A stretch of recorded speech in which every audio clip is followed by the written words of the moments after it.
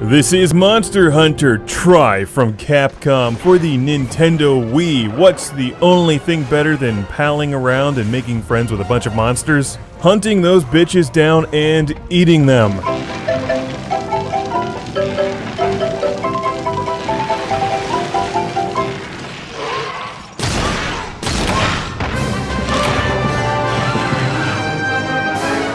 You can carve a couple steaks out of that guy. They're good.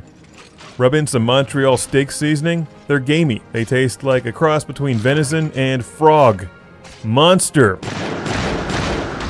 Everything tastes better when it tries to eat you before you eat it. Show that steak who's boss.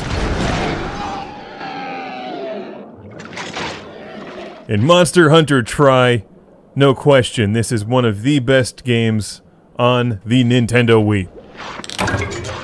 It looks and feels almost exactly like a PlayStation 2 game, which is a compliment. And no surprise, seeing as how Capcom's Monster Hunter series started out on the PlayStation 2. I started out creating a guy, but all of the outfits looked like girls' clothing, like he was going to the gym. So I just decided to create a girl. I was going to name her Vectrexia, but there weren't enough letters, so she's named Vextrex. And it turns out the outfit at the beginning doesn't matter anyway, because you just buy armor. The real kick in the pants is that Vextrex cannot hunt monsters on the Vectrex. That's my only complaint with this game. Capcom, if you're listening, this does not have a Vectrex release. Just think of the overlay. Monster Hunter Tri, colorful, awesome.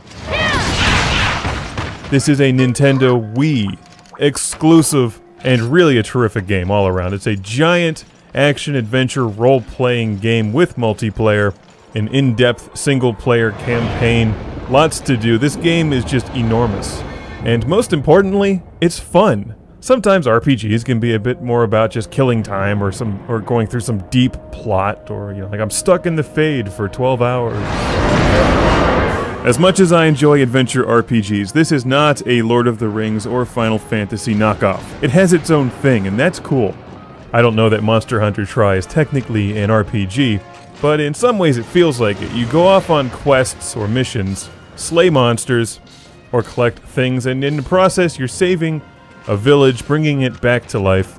What's impressive about Monster Hunter Tri is that given the size of the game and the number of missions, it just doesn't get boring.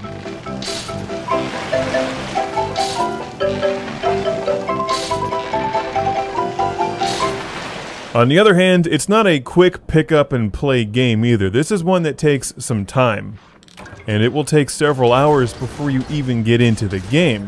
It sends you off on some initial missions just to give you the feel for the gameplay. Like a tutorial, your first couple missions are pretty boring, like you're collecting mushrooms. And I hate mushrooms. I don't even like them on pizza. But then you get to the good stuff where you're slaying monsters and ripping out their intestines and bringing them back to town to make kids happy. You are the textbook definition of a hunter-gatherer in this game. You're not only hunting monsters, but you're also gathering things from the environment around you. You mine ore, you collect mushrooms and herbs and bugs, and you can mix and match things and create all kinds of stuff, including new weapons, and you can upgrade your weapons. There's swords, there's spears, and the bowgun, which is what I'm using most of the time, because it feels like a machine gun. There's a variety of people in town to talk to, numerous trading options, and there's just so much in Monster Hunter Tri to keep you busy. If you're looking for one game, like one action-adventure game to play for a long time, look no further than this one.